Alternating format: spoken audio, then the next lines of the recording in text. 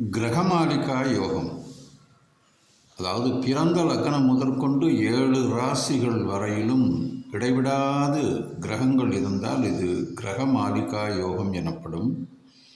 இதனுடைய பலனாக செல்வம் பெருகும், சுகமான வாழ்க்கை உண்டாகும், மகிழ்ச்சியான வாழ்க்கை உண்டாகும், புண்ணிய காரியங்களை செய்யக்கூடிய நிலை ஏற்படும், நல்ல அறிவு பெறுதல், உயர்ந்த கல்வி பெறுதல், எடுத்த காரியத்தை வெற்றிகரமாக முடித்தல் ஆகிய பலன்கள் ஏற்படும்.